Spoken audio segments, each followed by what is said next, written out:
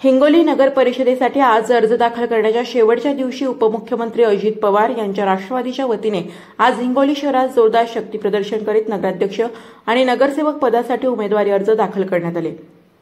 हिंगोली नगर परिषदेच्या 17 वार्डासाठी आज उमेदवारी अर्ज दाखल करण्याच्या शेवटच्या दिवशी उपमुख्यमंत्री अजित पवार यांच्या राष्ट्रवादी काँग्रेस पक्षाच्या वतीने निवडणूक स्वबळावर लढण्याची तयारी करीत आज 17 वार्डातील 34 नगरसेवक आणि 1 नगराध्यक्ष पदासाठी संगीता बांगर, अमीनाबी शेख, अजीज प्यारेवाले, शेख समीना बेगम, मोहम्मद मतीन, अंजुम बेगम कुरेशी असे 4 उमेदवारांनी नगराध्यक्ष पदासाठी उमेदवारी अर्ज दाखल केला।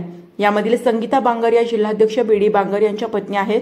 अमीनाबी ह्या माजी नगरसेवक बुरान पैलवान यांच्या सून आहेत, तर शेख समीना ह्या माजी नगरसेवक जावेद राज यांच्या भगिनी आहेत। या 4 अर्जापैकी 1 अर्ज अध्यक्षपदाकरिता कायम राहणार असून यामध्ये अमीनाबी अजीज प्यारेवाले यांच्या नावावर शिक्कामोर्तब झाल्याची माहिती आहे।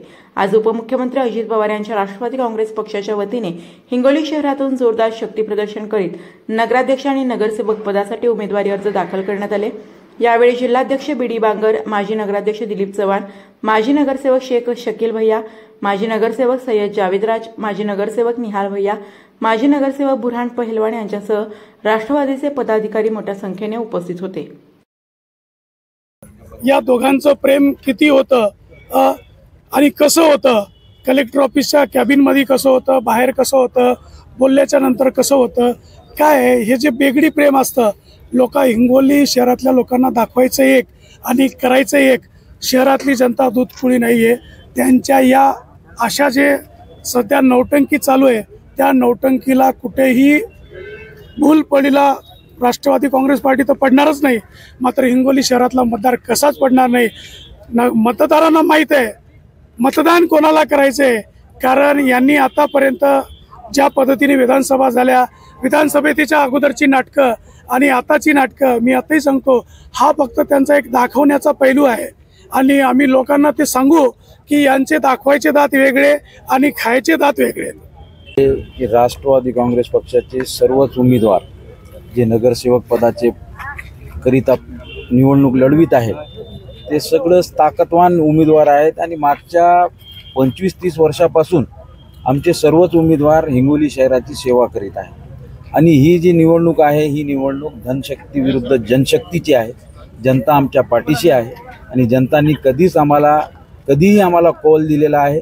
मागच्या वेळेसची पण 2 आमचे उमेदवार वेगवेगळे लढल्यामुळे जे भारतीय जनता पक्षाचा नगराध्यक्षाचा विजय झाला होता, मला भेटलेले 9,500 मतदान आणि खुराना साहेबाला भेटलेले 10,000 मतदान आणि बुरहान पहलवान साहेबाला भेटलेले 3100 मतदान, त्याची जर बेरीज केली तर आज आम्हाला 20,000 पेक्षा जास्त मतदान आमच्याकडे आहे।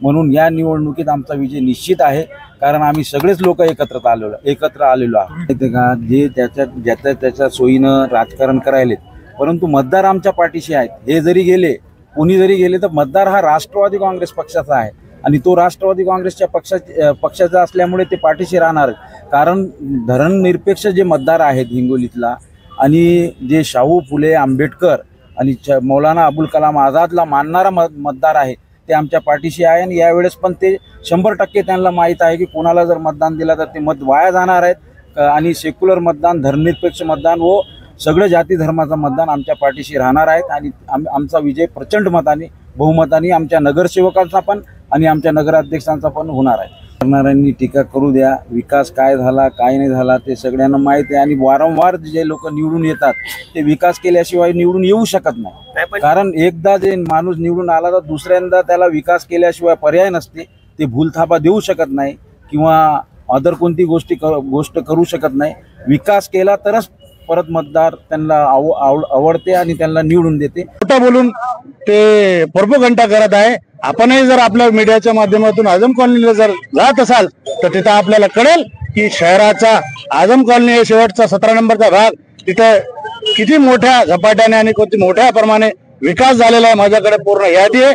14 कोटी रुपयाचे काम आम्ही तिथं केलेले, इथं आमच्या सोबत असलेले सगळे सिनियर लोकांच्या सहकार्याने, तर कुठलीच अशी चिंताचा विषय नाही। 100% येणाऱ्या काळात 17 नंबर असो आणि नगरपालिकेवर राष्ट्रवादी काँग्रेस पक्षाचा झेंडा फडकवल्याशिवाय आमचा एकही नगरसेवक शांत बसण्यानं पूर्ण काही आम्हाला जास्ती काही त्रास होणार नाही त्याच्यात. ते वन साइड लढत होणार आहे आमची आणि ते शिवसेनेला मतदान करणार नाही आमची जनता. आमची 17 नंबर वार्ड आता आम्ही 90% आम्ही पुढे आहोत. ते 10% वर आहे ते.